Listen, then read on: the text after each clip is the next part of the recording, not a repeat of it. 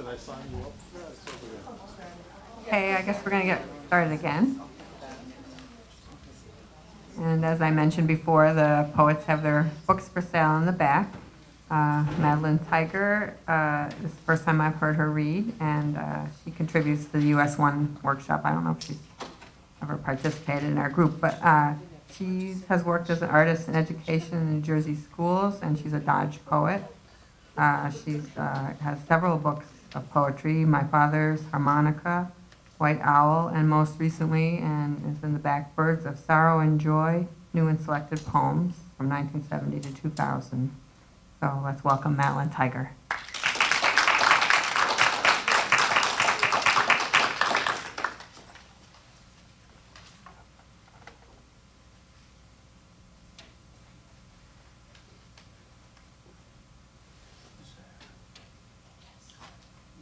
Thank you very much for having me. I have once in a while, in the old years when I was youthier and mobilier, come down once in a while to US1 High and participated in your workshop, but I haven't been here for that for quite some time.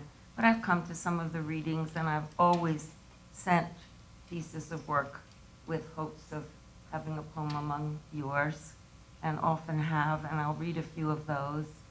And now I want you to watch me resist temptation.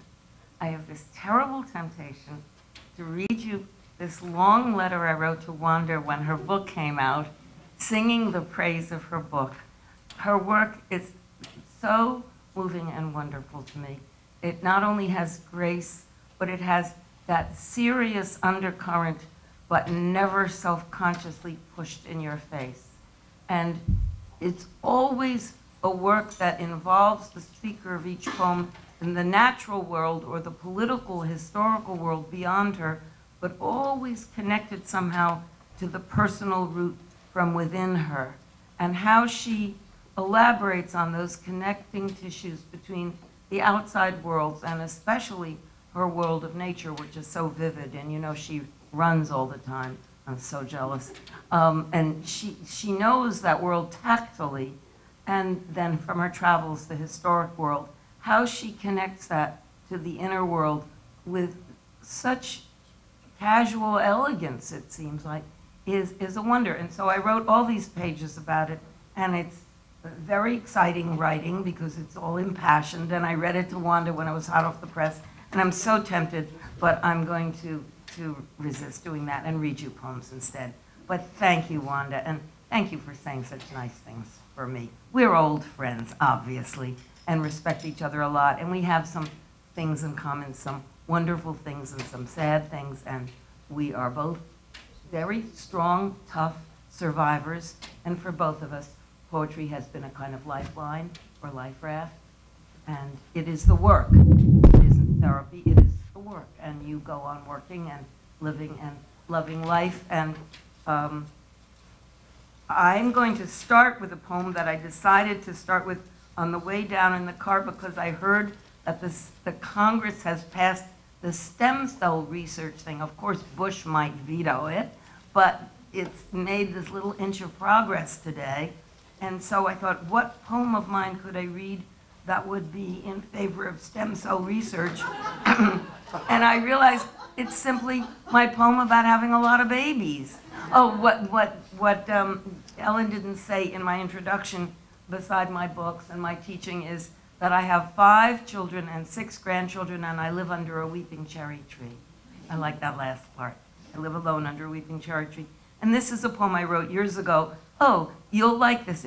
I really should dedicate it to Alicia, because I had this poem about nursing my sons. It was in the works for several years, back in the 80s or late 70s. And I couldn't finish it, and I couldn't finish it, and I knew it was kind of mushy. And I mean, God forbid my sons would ever see it. But I knew that you're not supposed to talk about your son so romantically. And then in stealing the language, Alicia wrote, someday it will be acceptable that women can talk about men with metaphors of flowers. And, you know, in the same way that men have always talked about women and the female muse. And so I got the title of this poem, and I was able to finish it. And if it's too mushy, that's just tough on all the men who won't like it, but you ladies will. and it's cold. To my sons who had mouths like rosebuds. For my sons who had mouths like rosebuds, who begged me years later not, excuse me, I'm fighting a cold I got from my sons and grandsons, who begged me years later not to cut the oak down, for that had been the shade of the room of night milk, and such soft noises, and I had to cut the oak down. So I stare at the air where the huge heavy tree rose straight up out of weed among azaleas and into the height high above our house, right before our eyes, with nothing else in view but sky and lamplight and the blackbird and the suddenly overgrown oak tree and you, who squalled imperiously out of sleep, out of the deep sweat, exhaustion's pulling me past the ropes of my own vulnerable rug raft and temporary pillows, whose fists made sugary little grooves on my flesh like the steps of little bears across moonscapes, your nose fat pulps reddening, you all full of waiting, breathless and tense, while I changed your soaked diapers and swaddled you tightly. Little pigs, come little pigs, drums of hunger, stretches of wind in, stretches of sweet fat, taut over drum ribs and plump arms and plump legs and plump bottoms and tribal drum bellies, and all waiting on the edge of howl, on the edge of sharp, crying on the edge of nerve and need, and your mouths groping for my nipple while I helped you find me, find this source at my sources, milk and the whole spirit, whatever I was withholding, your mouths made such quick work with me, and then your eyes were shining up into my bent face, your eyes just before sleep, so open, then shining, they gave me back yes, shining the night sky glass pools, Lac Saint-Pierre blue to the bottom, there, thus with the sucking glazed into the absolute absence of anything but. Then we became content. So love is born. That is just how it is born.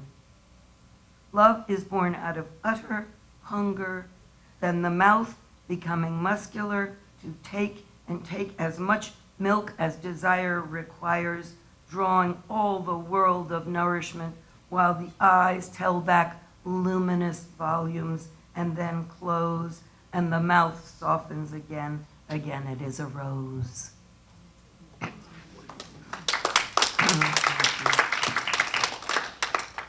Well, my daughter, in 1981, when I was in Florida, I'm doing this especially because you talked about your shells, and I knew we had that natural world in common too every once in a while, and I wanted to do the shell one. I wasn't sure, but you clinched it. My daughter wrote, when I was in Sanibel collecting shells and being what my sons called the shell lady, this was 25 years ago, you really believe you can spend the rest of your life collecting seashells and learning new words just to fill your own notebooks, and you really don't want to tell me why you teach poetry or why you write or why anything. A letter from Barbara Jones. She must have been about 17. Acts of love. Learning the names is an exercise of power, like flying or diving or making money. It's the dance, and the goal is to possess the universe. But it's closer to truth than dancing is to the knowledge of the body of a woman. I'm not sure about anything except that it's possible to name things, and it's good to dance, and I believe no one decides freely what suits best or what fits in a lifetime. Life thrusts itself around her, into her. She makes what seem to be choices. She thinks she is brave or not brave. She learns that she is alive by naming and flying and dancing, and only by these does she know anything as real as the sky or her own body, by these acts of love.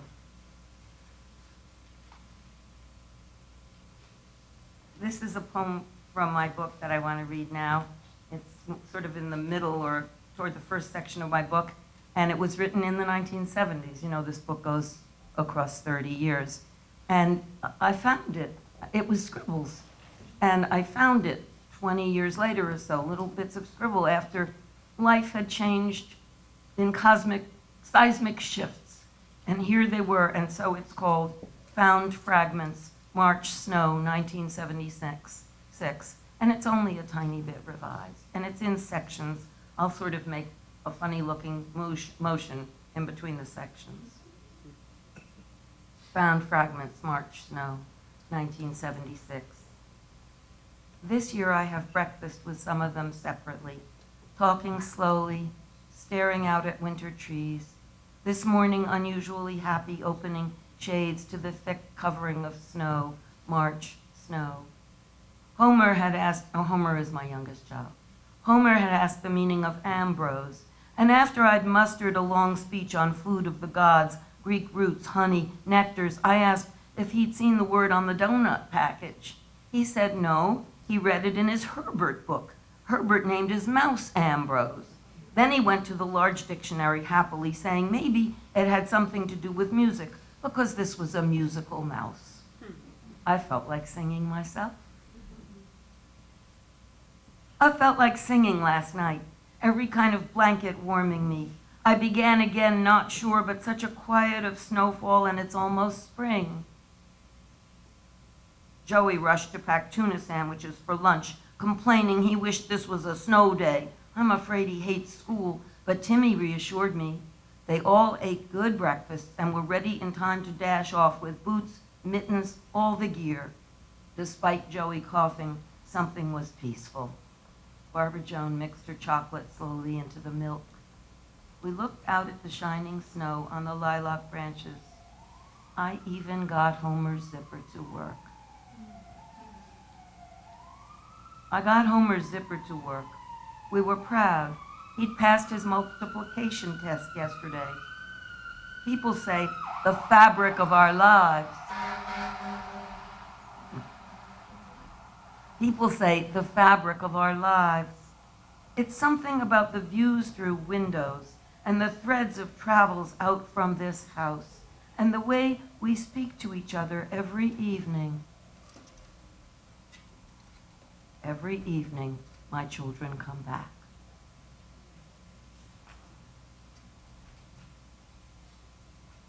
I think I'll read you. I'll jump way around and read you about Homer learning his phone number. It's called Unremembering 396. I didn't know I was going to read this, but it seems to go with learning his multiplication tables. He was my youngest child. What happens to the phone numbers of the dead? They do not echo in heaven. They do not burn. They do diminuendos. Homer, the youngest of 5, the last one to learn 7446396, could only say 396 when he was 6. We used to goad him and laugh. The others made him practice. Then finally he got it all proudly. When he drowned and his spirit closed down, the number rose, I think, like a rose, I think, and fell then soundlessly and also closed, and the water closed over all the numbers and equations and names he had had to memorize in his 22 tight years. I'm thinking about the names. What was the last name he remembered as he closed? Was it Valeria? Was it Ma? Was it his own? Yes, I think it was his own, Homer.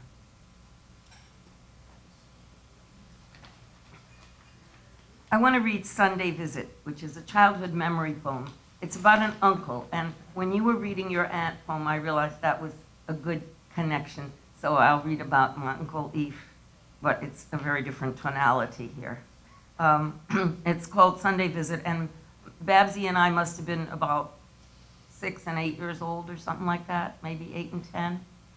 And it's a big picture, a big garden, and the aunts and uncles are sitting on the porch having tea. and Babsy and I are out playing in the yard, and here comes Uncle Eve. Jovial Uncle Eve, that gnome gnarling toward the end of the garden, gnashing. Jovial, they say. Oh, is this the game? His pince-nez is slipping, and what's that cane doing up? Uh-oh, his heavy shoes are coming clump, clump. Look, he's out of breath, making that effort at galloping down the grass. The yard a sudden bumble, his chortle doesn't seem so kindly. It's more like a snort, but we've been assured he's a nice uncle. He's only trying to be friendly. Now we're running in a straight line to the hedgerow. Now, cornered, we go flying back at an angle behind the swing set. Eh? He's coming quicker. The chortle, a breathy chuckle. And he's close, urging, tickle, tickle. And my gut seizes up with can't eat, can't move, can't stop, squeak. Frozen alert, gotta run. Keeps me going.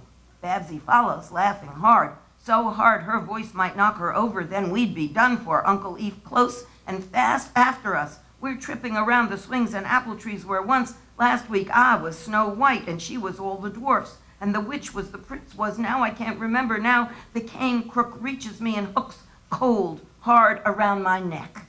I can't call, I can't say stop, and I mustn't take my next step. Has he won?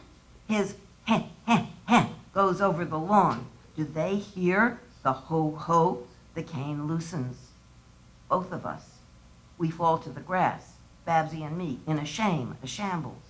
The grown-ups are there on the screen porch. How many? 4, 5. Tea time, a tinkly echo. A shadow forms moving. Behind the screen door, a daddy, a mommy, aunts, uncles. They wave a little, back up. Maybe they're smiling, they're crooking fingers at us. They're still talking. They keep talking softly and low in that distance. One likes lemon slices with his tea. One likes big sugar lumps. Daddy will demand brandy. Mother will get it and pour it and sit and cross her legs and hold up her cup and sip her tea.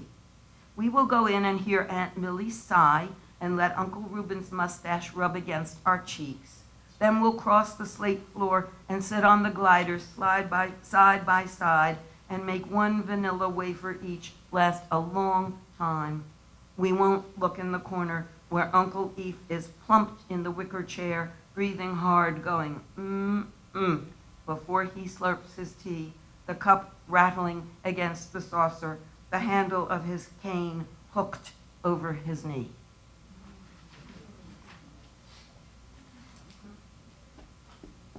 Babsy doesn't remember it the same way.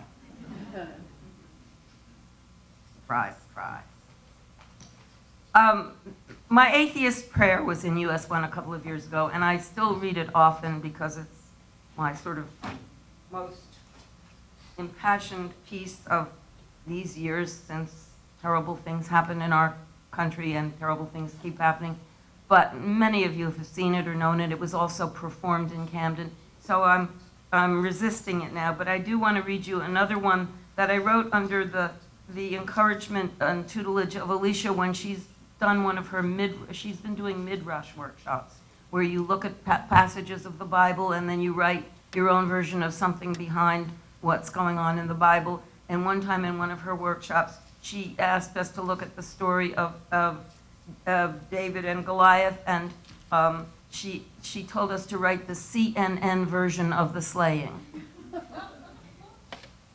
We interrupt this program, this war, this era, this millennium, this prayer. We interrupt this honor of anointing and following and boasting and fulfilling the boast of footbeats and sword flashes and groans and roars of celebration. We interrupt these Amalekites and Bethlehemites and Israelites and Philistines gathering, gorging for the attack and the pillage, the decimation and the triumphs. We interrupt the pull of the sturdy branch and the stretching of the leather thongs, the stone held, the stone nested, the stone pulled back, the muscular arms, the shining eye, the release and the flight of that stone.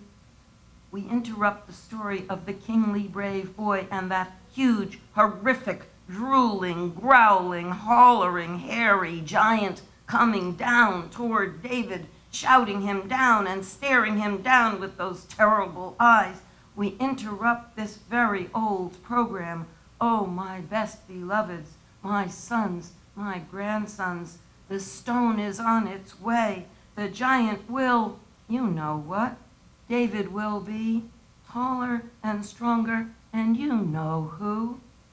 We interrupt to tell you what it is hard to tell you, that Goliath is a human being.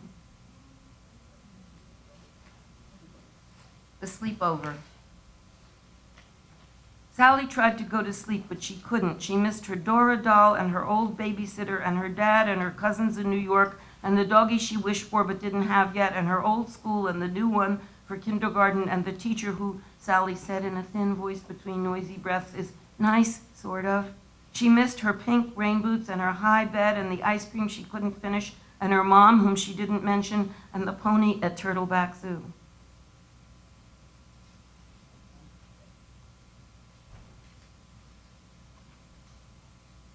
Maybe I'll read two more. The Dog of Dreams.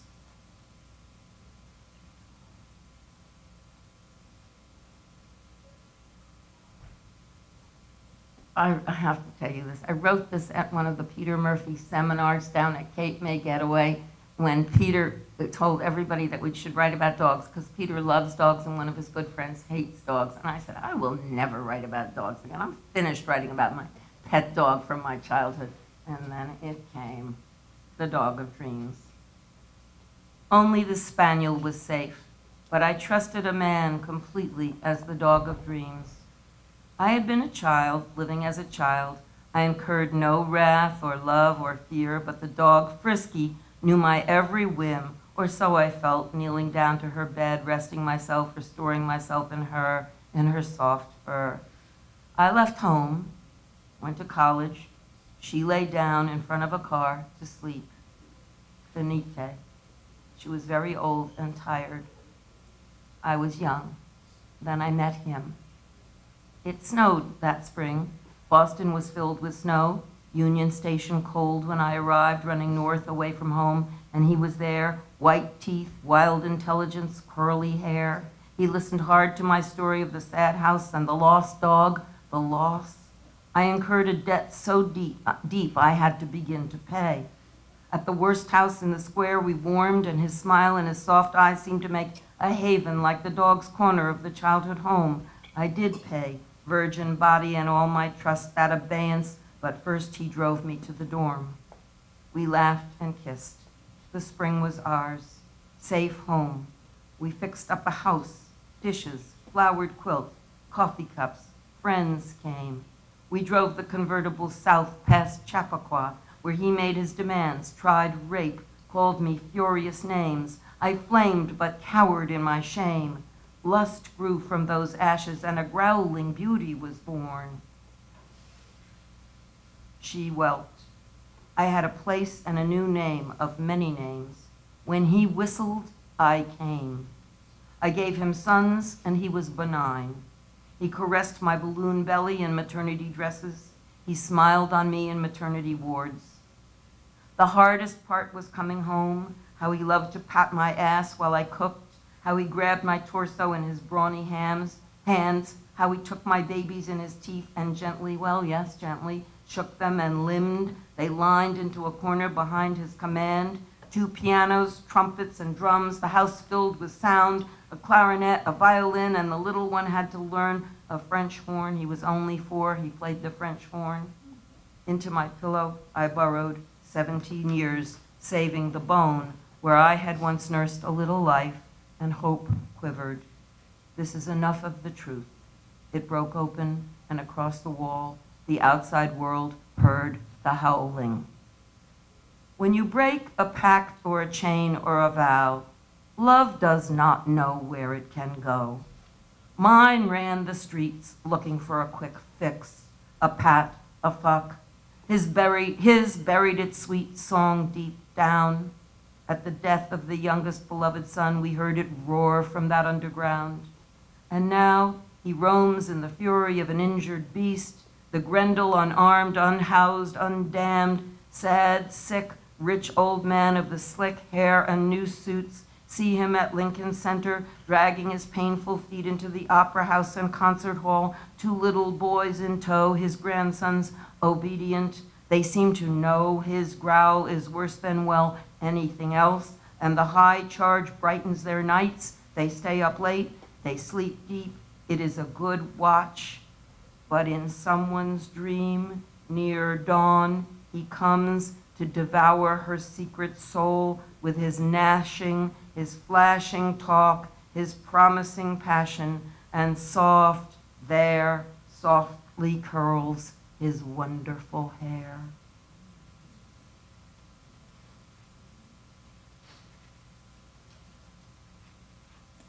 That was breakthrough poem.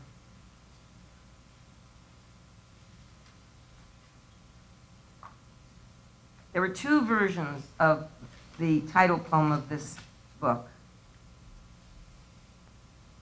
It came from a letter I wrote to my friend Toy early after our family was paralyzed by the tragedy of the young one dying, and she saved it and insisted that I had a poem and me in prose.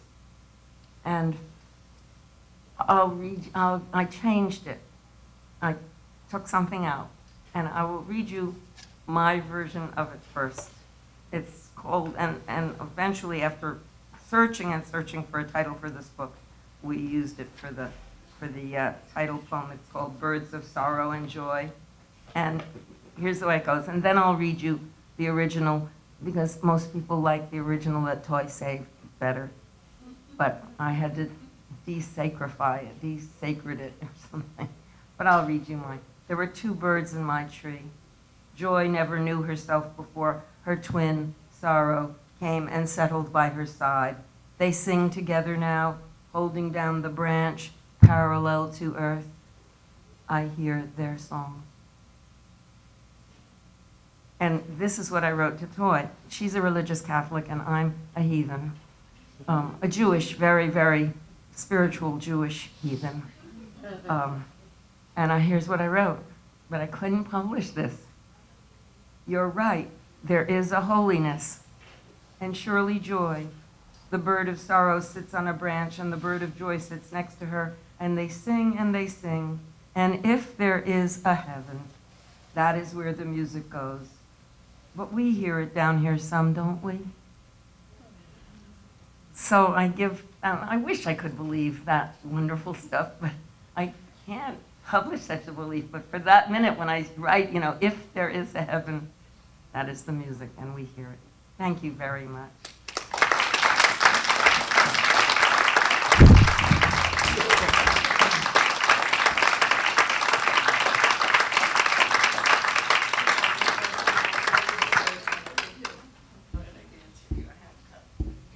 Well, that was really a treat. Thank you, Madeline. I really enjoyed that. I think we're probably just going to move right into the open mic just because it's getting a little late, but I'll get the list and then we'll get started.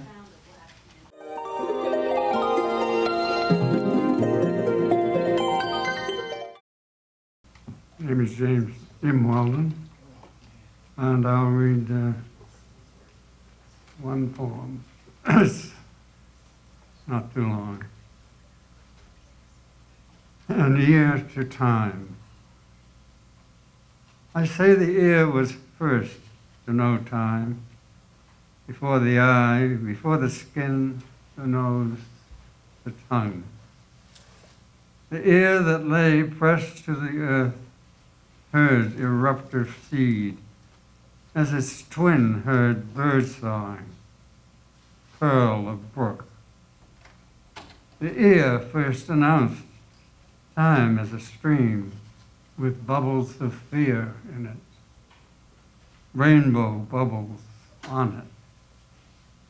The ear heard the snorting sun rise, the creaking sun set, a new time. That was when eyes saw chubby baby fingers became hoar-frosted icicles, when the back of the hand became translucent with blue ridges running through it. time pressing on. When smell and taste began to matter, to demand time for themselves, for stroking soft leather and dipping crusts in fragrant tea and filling the mouth with buttery cake. When the mind sorted out light and dark into days and flayed time flat, cut it into pieces, a calendar of weeks, months, and years, whose hours became long, long intervals, whose minutes and seconds became tedious moments. The ear tacked time to space, warping shape, giving gravity its due. In Einstein's inner ear, the atom bomb went off. An alarm clock rasping to the mind, wake up, pull yourselves together, stop wasting time being clever.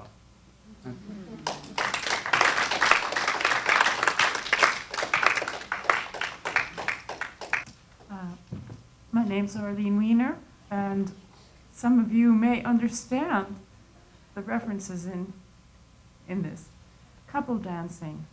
When Pop said, "Get me another, will you?" while Arthur Murray was on, Mom would Roomba to him, try to get him up to dance.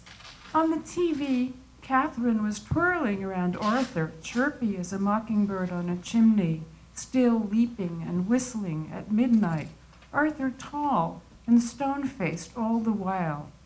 I thought it must have been Catherine who sold the TV deal, wrote the jingle, built the business, while Arthur sat like a cornerstone, established 1938. One night in 1960, my Aunt Marie came back from the Trocadero Lounge, where they did the twist, and told my mother, "You don't have to worry what they're doing after the dance because they've already done it at the dance." Pretty soon, dancing wasn't about steps, wasn't couple dancing. It was everyone with everyone. But Arthur and Catherine kept going, kept gliding along. It was hard to imagine that Mom and Pop met at a dance, but they did. My sister asked once, and Marie said Pop danced better than Mom, especially Latin. "He had that rhythm," Marie said. "Your mother was too good of a girl to know to move her hips." Okay, and I will transgress a little bit and read a more characteristic and short poem. Life List.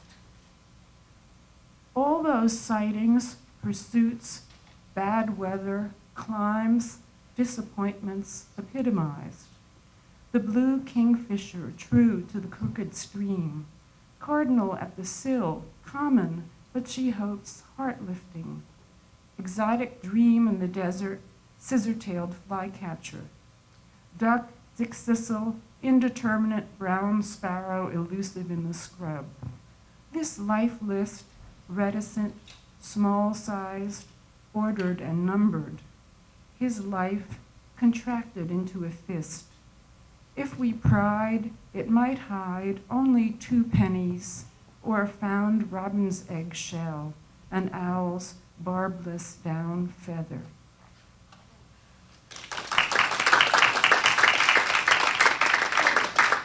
Everyone and the Arts Council and Sue Roth in the library, and especially our valiant Channel 30 people who do this out of the goodness of their hearts to immortalize poetry.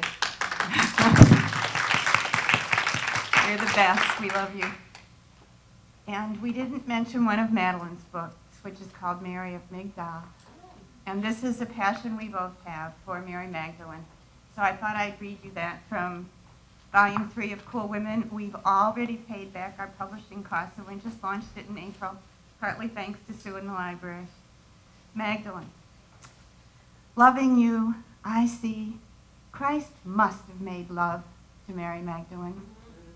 Of course, he was here to become fully human. Through tumultuous, impossible months, I have been shown and shown nothing is more human than passion. especially when everything on earth is shouting, "Thou shalt not." They had to be mad for each other. Leaving her must have been his gravest sacrifice. Who but a lover washes someone's feet with her hair?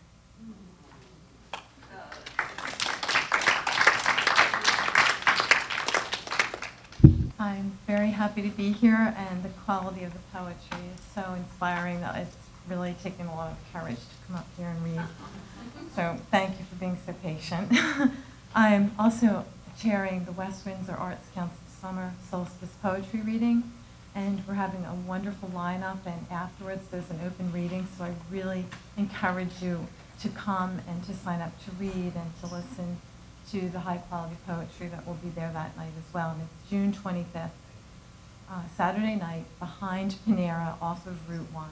And there'll be lots of publicity, and Carolyn Foote Edelman, who's one of the best publicists I've met in forever, is doing the publicity, so you won't be able to miss the advertisements for it. Recently, I had the opportunity to teach poetry, to try to teach poetry to children. And from it, we've been working with a book by Kenneth Koch, Rose, Where Did You Get That Red? And we've been doing list poems.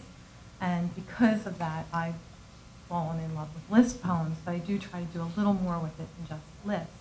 But through it, I also found that I do have a love affair with the color red, so I'd like to share this with you, called Going Nowhere with Red, inspired by red. Imperious red demands to be seen from Neolithic man and madder weed, ancient Hebrews, Greeks, and Romans, red their symbol for power and beauty. Sindoor dawn, Indian bride's hair, Chuda bangles for the Punjabi girl. Red is bright, sun as it rises, lively and joyous, arousing good fortune. Red is passion, the sun as it sets, powerful, vain, and angry.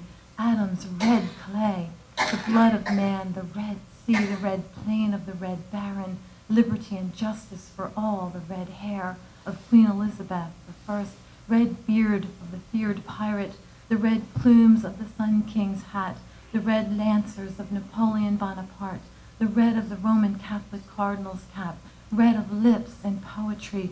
See the girl with the red dress on, red fingernails, red planet, David Bowie's red shoes, the red eye, red slippers, the ruby red slippers, the red of the Mediterranean murex mollusk, the robes of kings, West African mourners, Tibetan monks, free of desire, the red of the scratch, the lobster, red herring, the flamingo, and its shrimp supper, red roof hotel, for all those red, beware, red square. Well, there's another page, and I actually didn't print it. Sorry. Oh, I did, okay.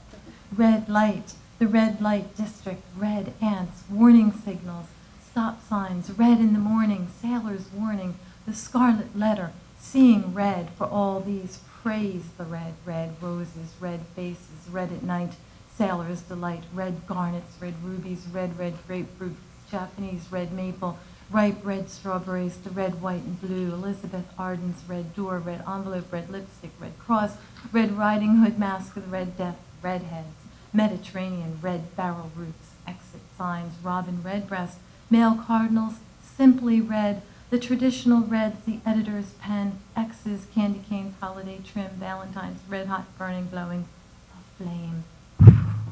Thank you. And one quick one, just to show my other slide that I don't just list things. This is called Living Postcard. A white-haired man bent on bleachers, peaked cap, dark lens, glasses, shade his moist and faded eyes, watching baseball at the high school, a blue and blowing day in May. The ricochet, aluminum meeting leather, dusty slide and collide, hit snagged by the pitcher, fly pop calculated and caught, prideful bellows and seasoned commands from the white-haired man in the stands. Bring 'em home, boys, bring 'em home. It's a living postcard. Wish you were here, Dad.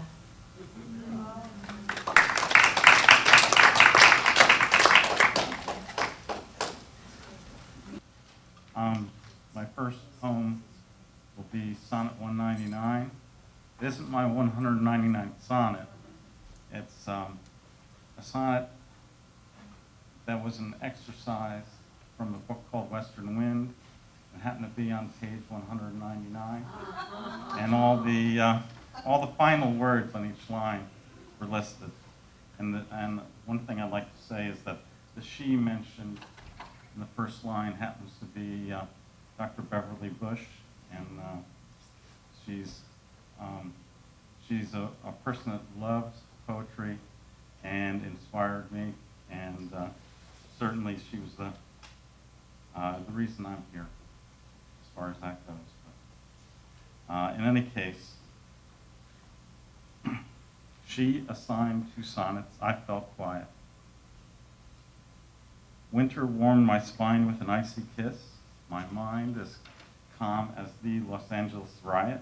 My thoughts as bright as light in an abyss. Should I write of bright birds blurred in trees, or waving flowers greeting me in June?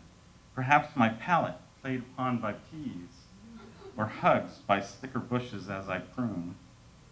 What of tales of winter's finest crystal, arrayed like glasses hanging in a bar? Or crisp, sharp tunes composed by a pistol, like staccato fingers jar a guitar? So much page was wasted while I brooded that the sonnets hastily concluded.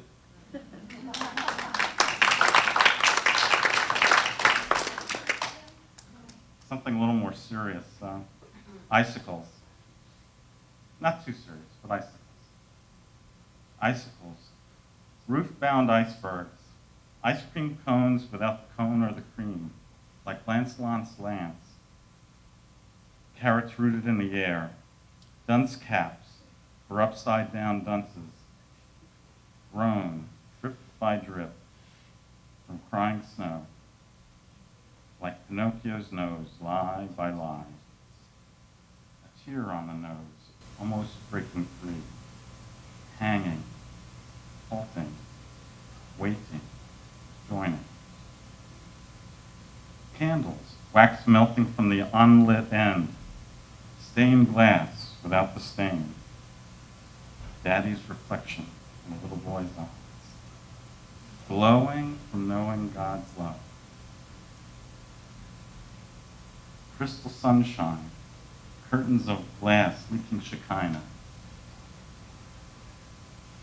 But time claws and gnaws and draws its marks upon the ephemera of this world, even icicles, the remnants of a popsicle half-eaten, like a man past 50, clutching, tears on the pillow, sweat on the nose, dropping, a desperate gleam, like grit teeth, diminishing glory. Time's tiny grappling hooks slip, slide, and catch and snatch, tugging, an ice cube in the bottom of a glass, earthbound destiny, waxed glass underfoot, a frosty mug sweating on the counter, an iceberg stranded in the Sahara, rippling in the wind, a stagnant pool going damp, an infected wound oozing, a puddle running dry, guzzled away by crooks.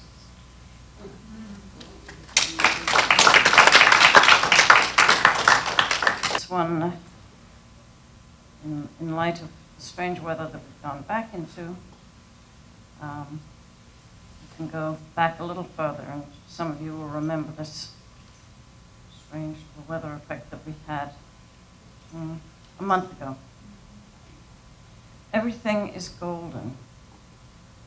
On a soft evening as April contemplates May, the solid sky breaks up, letting the sun through as it slides toward the closing of a day of clouds and cool breezes, bright with new blossoms and leaves, but not benign as some of our April days have been this year. A curious light draws me outside, a sign of something that makes the precise season clear. It is the time before a universal green will fall over the trees like a cargo net. Each has its color, its underlit glow. The scene is like one skillfully managed for a stage set, where a portentous encounter must be planned to call for this fiery light across the plain domestic land. And another different season. I've just come back from a week in California, and in Santa Monica, we encountered this scene. In addition to morels, the market stalls offer wild strawberries, goose eggs, lavender, multicolored potatoes, the size and shape of arthritic old men's thumbs. Further along, there are blood oranges, sweet lemons, and their products, marmalade, juice, and sample wedges to sink teeth into and tear away from pith and rind. A man has set up his knife grinding wheel in the middle of the street between cheeses and the breads just waiting to be chunked into picnic servings. Tomatoes would be perfect with them, with apricots to follow, or those wild strawberries, white and red, evanescent trophy of early summer.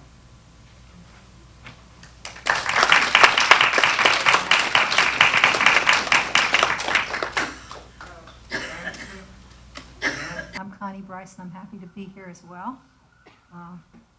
So many old friends. I guess that's why we do keep coming and we keep doing this. Since I had been writing lyrics for many, many years, when I first started writing poetry, which was about a year ago, it was very, very difficult for me to just think, gosh, I can have as many words as I want, or as few, or as many syllables, you know, because writing lyrics, I write music as well. So I think partly as a crutch, everything in the beginning was a haiku or a tanka, because I had to count and it had to be just right. So then I realized that these things are all over the place. You just never think about it, but they're there. For example, here's one by James Joyce. This is from a book that I wrote where everything has a musical title, a song. So the title of this is It's All Right With Me, but I know you'll recognize it. Drew him down to me so he could feel my breasts, all perfume, yes. And his heart was going like mad, and yes, I said, yes, I will, yes. It's a perfect tanka. Now, this is a lover's question. That's what I decided to call it. It's by Mae West. Is that a gun in your pocket, or are you happy to see me? Believe it or not, that's a haiku.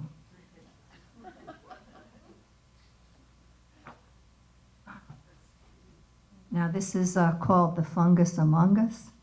It's a true story. At a poetry reading, I recently heard twice in one night the same obscure word. A day or two later, to my dismay, I heard it again. It won't go away. This time, the title, that's even worse. It's bad enough when it lurks in the verse. A shy little word that lives in the shade. It shrivels when too much attention is paid. Because Billy Collins decided to use it doesn't give poets the right to abuse it. I hope no one talks about lichen tonight. But if you like lichen, please, say the word right. When you're out hiking, you often see lichen. It grows on the side of a rock or a tree. If you're open micing and looking for lichen or lichen or lichen, the bedroom or kitchen is where you should be. Thank you.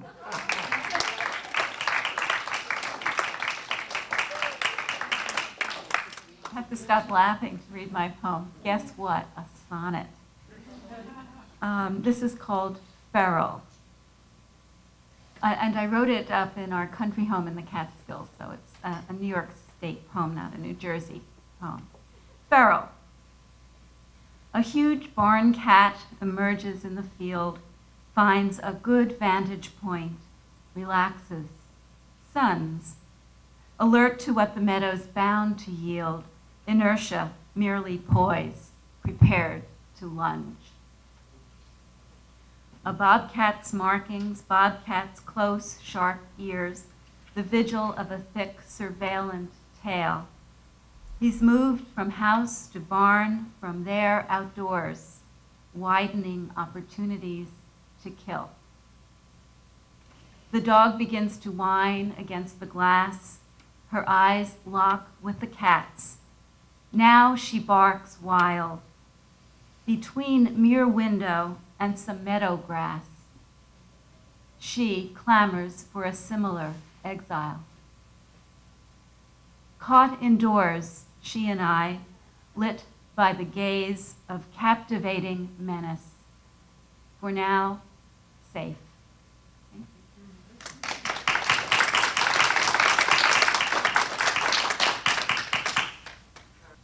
I'm Jane McKinley. I'm very happy to be here, and I feel like celebrating because it was about a year ago this week that I went to my first US1 meeting, and it's changed my life.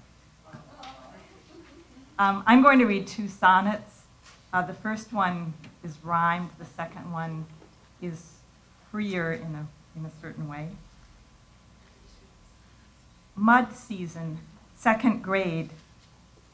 Mid-April, bloodroots promise in the air. We ride along with Dad to see the piglets born the night before. The pickup swerves, jiggles to a halt. Dad's face goes gray, his dark hair stamped with sweat. He climbs down, then collapses near the ditch. Run for help, leave Philip here. I fly, my winged keds barely grazing, smeared with mud, reach a tar-patched farmhouse, rap as sharp as knuckles can, scared no one will come. The winter door creaks open, and a child peeks out. It's Debbie Tuckey. She's the one we laughed at last week, taunting her with combs. Her mother holds my shoulder while her wild-haired, gentle father rushes to the phone.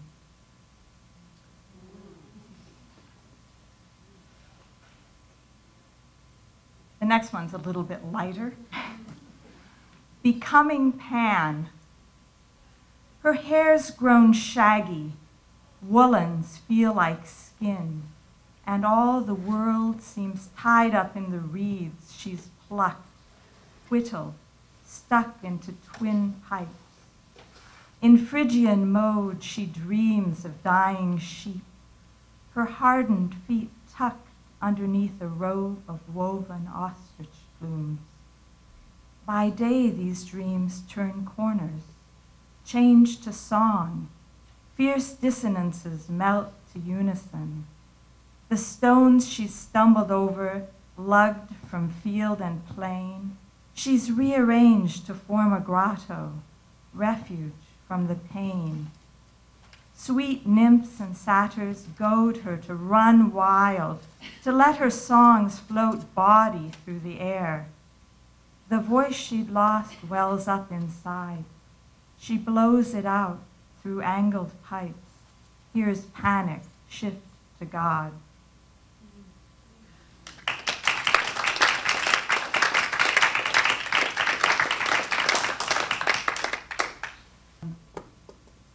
It was hot the year I was born. My mother told me she crunched ice chips all that day and tonight. And early in the morning, I was suffered out by old Dr. Feelinghouse, dipped in a pan of warm water, wrapped in a flannel scarf. Picasso, not yet young, had completed Guernica. An estranged Einstein worked on the laws of physics in Princeton. Pearl Buck was settled in Buckskin, Pennsylvania, in a house that kept growing. Virginia Woolf began her death watch. Franklin was president, and Eleanor, a plain woman, truthful and loyal writes my day. Harry S. Truman, out of the loop in Washington, made loops of his own. Hitler owned Czechoslovakia, where my second husband was 12. My first husband was 7 in the Bronx, New York City. God help me. I wish he had married his mother. We